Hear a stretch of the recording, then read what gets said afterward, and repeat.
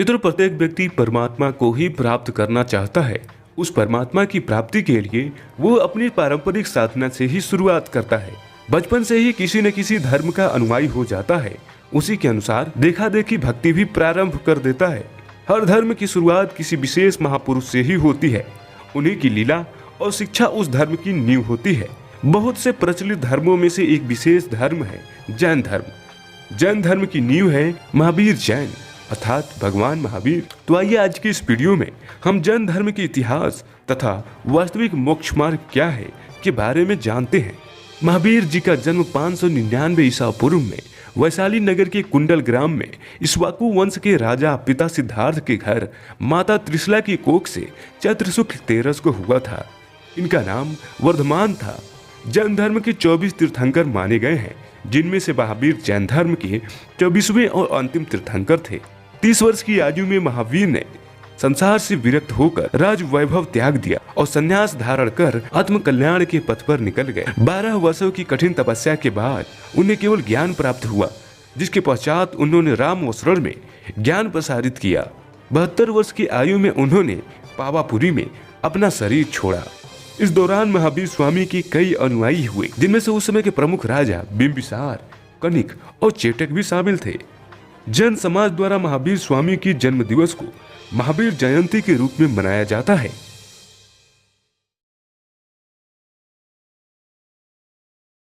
आपको दिखाते एक महावीर जैन की कथा। ये महावीर जैन जी जो जैनियों का 24 में तीर्थंकर माने जाते हैं, ये कौन थे और जैन धर्म के प्रवर्तक कौन थे? श्री ऋषभदेव जी। वो प्रथम तीर्थंकर हैं, उनको आदिनाथ भी कहते हैं। ऋषभदेव के पोते थे मारीची, भरत के पुत्र राजा थे ऋषभदेव जी। इनको परमात्मा मिले थे स्वयं जाकर के। जैसा वेदों में विधान है कि वो परमात्मा सतलोक से चलकर आता है, अपनी अच्छी आत्माओं को मिलता है, अपने रूप को सरल कर लेता है, क्योंकि वहाँ तो बहुत तेजों में रूप है मालिक का, मनुष्य सदृश है। तो इसी अपने लीला अनुसार ऋषभदेव को मिले थे। ऋषभदेव जी को ज्ञान कराया, सत्संग सुनाया। ऋषभदेव जी प्रेरित हो गए भगवान के लिए, तड़फ गए एकदम, क्योंकि पिछले संस्कार प्रबल थे। लेकिन परमात्मा की बात को स्वीकार ना करके अन्य ऋषियों से जो ज्ञान वो परंपरागत सुना करते, उसी के आधार से घर से निकल गए अपने बच्चों को राज दे करके। और वैसे ही लोकवेद के आधार से 1 वर्ष तक तो वो निराहार रहे, यानी बगैर कुछ खाए पिए। फिर 1000 वर्ष तक तप किया, घोर तप किया। और फिर जब साधना संपूर्ण की तो प्रथम धर्म देशना कहते हैं दीक्षा। तो प्रथम दीक्षा अपने पोते भरत के पुत्र मारीची को दी, और वही मारीची आगे चल के 24 में तीर्थंकर महावीर जैन हुए। तो जो ऋषभदेव जी जैसी साधना करते थे, कुछ वेदों का आधार था, ओम नाम था, हठ योग ये काल की प्रेरणा थी, उसके करने वाले प्राणी पर भी कितने कष्ट आए। इंद्र कुबेर ईश की पदवी, ब्रह्मा वरुण धर्मराया, विष्णुनाथ के पुर को जाके तू फिर भी वापस आया। अब देखो, आओ जैन धर्म को जाने। एक पुस्तक है, ये इन जैनियों के द्वारा ही लिखी गई है।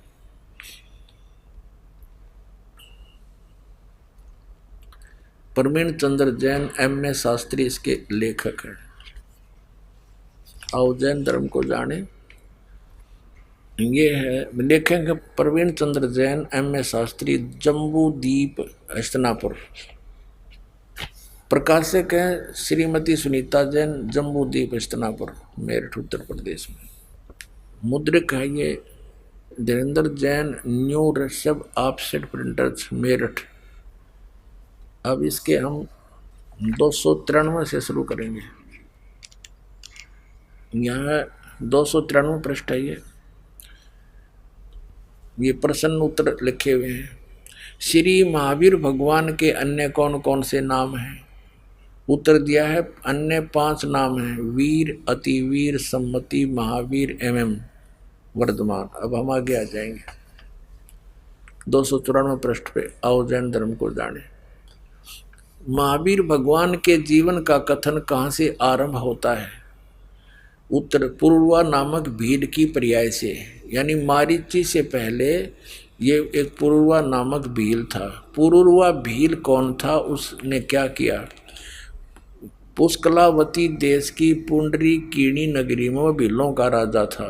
उसने सागरसेन मुनिराज से मद मास मधु का त्याग व्रत लिया था, जिसे जीवन पर्यंत पालन किया। श्री महावीर भगवान का जीव पूर्वा भील की पर्याय से कहा गया। पूर्वा नामक भील के जीवन को पूरा करके कहा गया।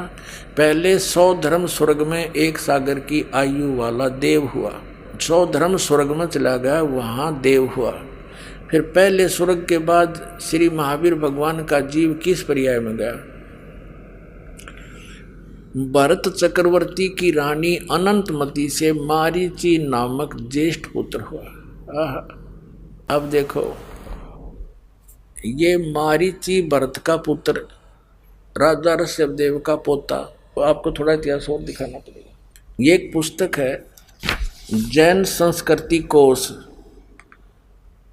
जैन इतिहास संस्कृति कला एवं पुरातन, प्रथम खंड। लेखक हैं प्रोफेसर भागचंद्र जैन, भास्कर। जैन संस्कृति कोश, जैन इतिहास संस्कृत कला एवं पुरातन, प्रथम खंड। लेखक हैं भागचंद्र जैन, प्रकाशक हैं डॉक्टर भागचंद्र जैन भास्कर, मानद निदेशक सन्मति प्राच्य शोध संस्थान नो एक्सटेंशन एरिया 23 तुकाराम चाल, सदर नागपुर। ये और भी यहाँ, और ये प्राप्ति स्थान इनके यहाँ पर है। अब ये है स्वर्गीय पूज्य पिता श्री गौरीलाल जैन एवं मातु श्री पूज्या तुलसी देवी जैन की पुण्य स्मृति में सादर समर्पित, जिनके प्यार दुलार से और सम्मति से, स्नेह से, सहयोग से मैं यहाँ तक पहुँच सका हूँ, भागचंद्र जैन। और इसकी कीमत देखो, इन पुस्तकों की 3000 रुपये कीमत है। 3000 रुपये 3 खंडों का भारत में, और विदेशों में $200। ये तो और गणे हो जाते हैं। अब भारत में 3 है ये पुस्तक, ये सबसे मोटी है जो मैं आपको दिखा रहा हूँ। ऐसी ऐसी और भी हैं, ये एक और है ऐसी, ये जैन संस्कृति को द्वितीय भाग, एक और है तीसरा। तो इनके तीनों के मिलाकर 3000 रुपये। आज तक मेरे ख्याल में ये 10,000 की होंगी। ये तो सन 2003 में हम ले आए थे, जब इसके 1000 रुपये एक पुस्तक के, और इकट्ठी दें तीनों 3000 रुपये में हैं। और ये इनका बिल्कुल इतिहास है, और इनका मान्यता प्राप्त इन्हीं के द्वारा लिखा हुआ। अब इसके हम चलते हैं 175 पृष्ठ पे। ये देखिएगा 175 पृष्ठ पे, ऋषभ के पौत्र मारीची भरत के पुत्र को पुराणों में वैदिक धर्म का प्रवर्तक माना गया। ये मारीची जो है वैदिक धर्म का प्रवर्तक है, जिसको वैदिक धर्म के गुण गाए जाते हैं। ये मारीची उसका प्रवर्तक है, यानी उसका निर्माता है, उसका मुखिया है वैदिक धर्म का। अब देखो, और यही मारीची जैन परंपरा में आगे चलकर महावीर वर्धमान बना, महावीर जैन हो गया। यो ये आगे दिखाते आपको। ये है 176 पृष्ठ पे, तीर्थंकर ऋषभदेव की जीवन घटनाएं। तीर्थंकर ऋषभदेव अंतिम कुलकर नाभिराज के पुत्र थे। उनकी माता मरु देवी थी। वे इक्ष्वाकु वंशी नाभिराज अयोध्या के एक लोकप्रिय राजा थे। तरुण होने पर नाभिराज ने ऋषभदेव का विवाह सुनंदा और सुमंगला से कर दिया। सुनंदा ने तेजस्वी पुत्र बाहुबली और पुत्री सुंदरी को जन्म दिया, और सुमंगला ने भरत सहित 99 पुत्रों और ब्राह्मी पुत्री को जन्म दिया। समय आने पर ऋषभदेव ने भरत को अयोध्या का, बाहुबली को तक्षशिला का, और शेष युवराजों को उनकी योग्यता अनुसार राज्य सौंपकर संसार त्याग दिया और दीक्षा लेकर साधना में लीन हो गया। किसी ऋषि से दीक्षा ले ली, गुरु बना लिया। साधना काल में पाणिपात्री ऋषभदेव 1 वर्ष तक निराहार रहे, कुछ नहीं खाया 1 वर्ष। बाद में बाहुबली के पौत्र संन्यास कुमार ने इक्ष्वाकु रस देकर उनकी इस निराहार वृत्ति को तोड़ा, ईख का जूस प्याकर। लगातार 1000 वर्ष तक फिर तपस्या की।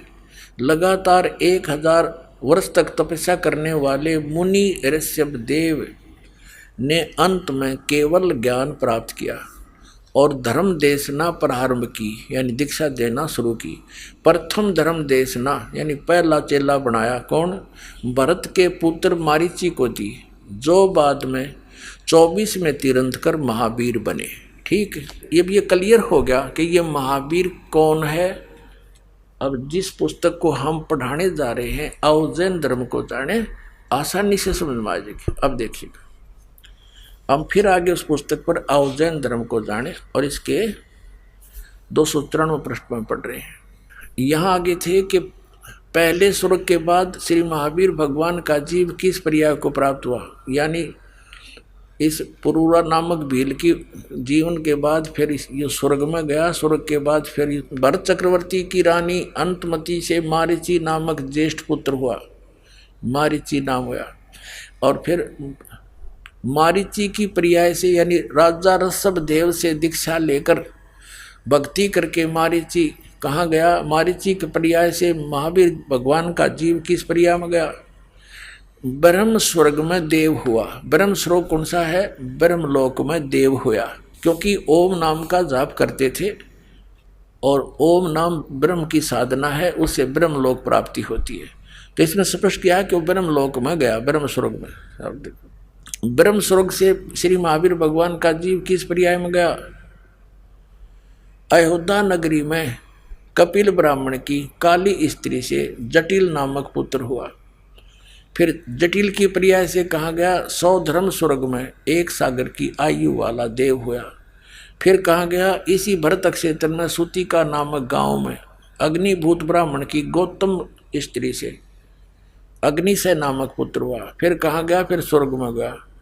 फिर स्वर्ग से कहाँ गया? भरत क्षेत्र के मंदिर नामक गांव में गौतम ब्राह्मण की कौश की पत्नी से अग्निमित्र नाम का पुत्र हुआ।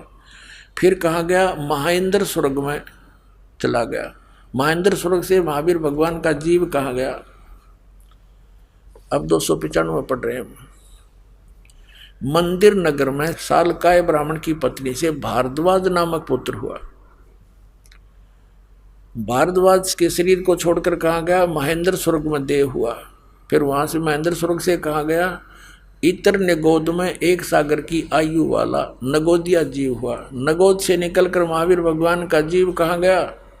अनेकों भाव धारण के इस प्रकार है। ओए होए, हे भगवान, अब कलेजा मुँह का होगा पुण्यात्मा जो थोड़ा सा भक्ति मार्ग पर लगा हुआ है।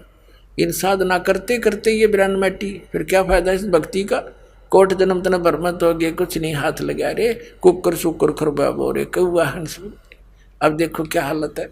अनेकों भाव धारण किए, उसके बाद अनेकों जीवन धारण किए। 1000 आक वृक्ष के भाव शरीर, 80,000 बार सीप के जीवन भाव, 20,000 बार नीम वृक्ष के भाव, 90,000 बार केली वृक्ष के भाव और 3,000 बार चंदन वृक्ष के भाव, 5 करोड़ बार कनेर वृक्ष के भाव, 60,000 बार वैश्या के शरीर जीवन और 5 करोड़ बार शिकारी, 20 करोड़ बार हाथी और 60 करोड़ बार गधे के भाव।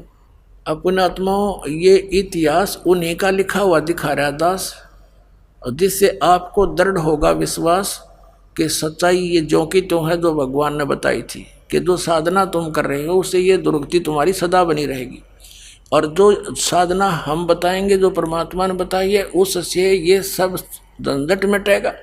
तो बुद्धिमान ऐसा कौन है जो अभी भी डले होगा, इन साधनाओं को करता रहेगा। जब तक विकल्प नहीं था तो मजबूरी थी, अब रास्ता मिल रहा है फिर भी ग्रहण नहीं करते, तो ऐसा शायद ही कोई होगा। अब ग्रहण करनी पड़ेगी यह साधना।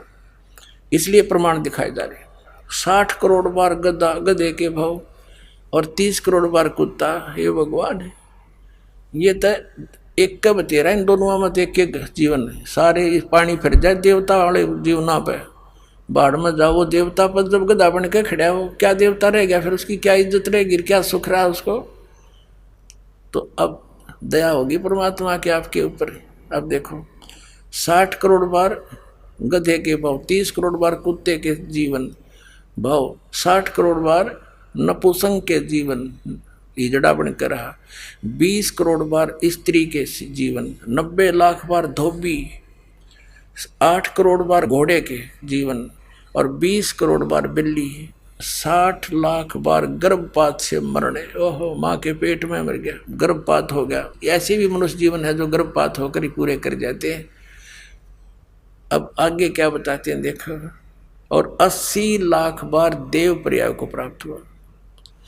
केवल 80 लाख बार तो देवता बना और बाकी 20 करोड़ बार बिल्ली, 60 करोड़ बार गर्भपात से मरण और 60 करोड़ बार गधा, 30 करोड़ बार कुत्ता, 60 करोड़ बार नपुंसक, 20 करोड़ बार स्त्री, 90 लाख बार धोबी, 8 करोड़ बार घोड़ा और 80 लाख बार देवता बन गया। चाट ले उस देवता के पद ने, तो कितना बन गया वो देवता बनकर फिर गधा बना। बताया क्या प्रोसीजर हुआ है तेरा के जब। तो विकल्प नहीं था, परमात्मा ने दया करी, सतगुरु आए दया करी, ऐसे दीन दयाल और बंदी छोड़ वृत्तास का जठ अग्नि प्रसवाल। या दया करी परमात्मा ने आकर हमारे पे। और आगे देखो अभी कौन सा पीछा छूट गया देखना। 80 लाख बार देव पर्याय को प्राप्त हुआ। उपरोक्त भावों को प्राप्त करने के बाद महावीर भगवान ने किस पर्याय को प्राप्त हुआ। राजगृह नगर में सथावर नामक ब्राह्मण हुआ।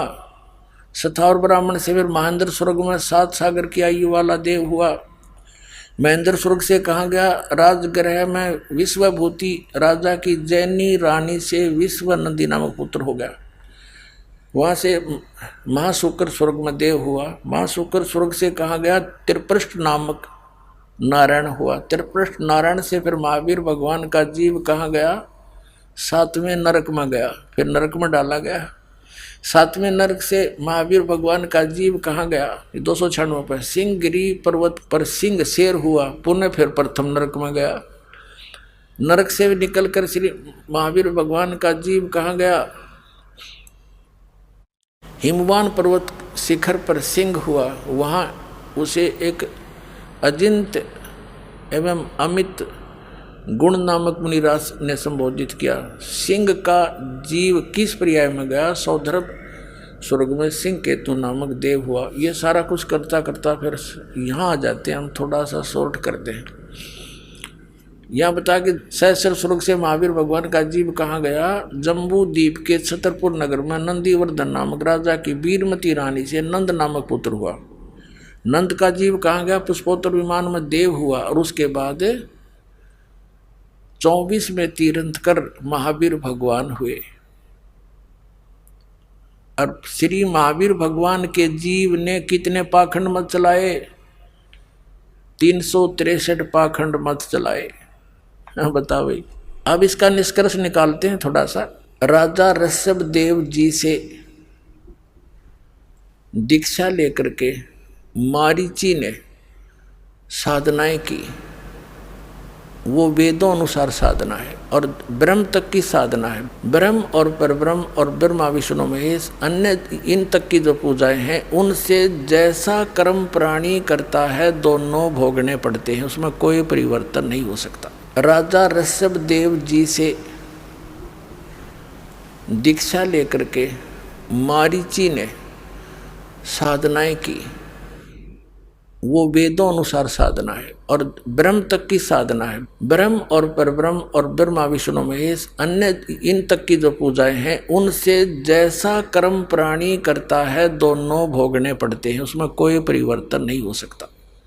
तो जिस आधार से वो पुण्यात्मा पुण्यों के आधार से स्वर्गों में गया, देवता बना 80 लाख बार, और फिर गधा भी बना, कुत्ता भी बना, 60 करोड़ बार गधा, 30 करोड़ बार कुत्ता, रोते गिनती नहीं। ये दशा तो उस पुण्यात्मा की है जो शास्त्र अनुकूल साधना, वेदों अनुसार साधना कर रहा था, क्योंकि वेदों में कंप्लीट स्पिरिचुअल नॉलेज नहीं है। चारों वेदों का निष्कर्ष श्रीमद् भगवद गीता है। श्रीमद् भगवद गीता अध्याय नंबर 4 के श्लोक नंबर 32 और 34 में स्पष्ट किया है कि सच्चिदानंद घन ब्रह्म ने अपने मुख कमल से आकर जो ज्ञान दिया है उसमें कंप्लीट स्पिरिचुअल नॉलेज है, संपूर्ण अध्यात्म ज्ञान है, और वो तत्व ज्ञान है। चौथे अध्याय के 34वें श्लोक में कहा कि उस तत्व ज्ञान को तू तत्वदर्शी संतों से जाकर समझ। इससे सिद्ध है कि गीता ज्ञानदाता भी कंप्लीट ज्ञान नहीं बता पा रहा, उसने ऑप्शन छोड़ दिया है, तत्वदर्शी संतों से पूछो। ऐसे यजुर्वेद अध्याय नंबर 40 के मंत्र 10 से लेकर 13 में स्पष्ट किया है कि तत्वदर्शी संत ही परमात्मा की स्थिति को अच्छी तरह जानते हैं, उनसे सुनो। तो इससे सिद्ध हो गया कि जो वेदों में वर्णित विधि है वो गलत नहीं है, लेकिन कंप्लीट नहीं है, उससे जन्म मृत्यु नहीं मिट सकती। इसलिए गीता ज्ञानदाता कहता है 18वें अध्याय के 62वें श्लोक में कि तू सर्वभाव से उस परमेश्वर की शरण में जा और तत्वदर्शी संतों को खोज कर ले, वो बताओगे उसका मार्ग। उसके पश्चात उस परमेश्वर की कृपा से तू जन्म मृत्यु से सदा के लिए छूट जाएगा, फिर सनातन परम धाम को और परम शांति को प्राप्त होगा। तो पुण्यात्मा, ब्रह्म साधना करने वाले मारीची के विधिवत साधक के ये ऐसी हालत हुई, और आगे वही जीव महावीर जैन कहलाया, जो जैन धर्म का अंतिम आज तक का और 24वें तीर्थंकर हैं। उसने ना तो कोई गुरु धारण किया, उसके इतिहास में लिखा है, अपने आप हठ योग करके जैसा भी उसने अपनी साधना की, उसके बाद अपने अनुभव से 363 पाखंड मत बकवाद पंथ चला दिए।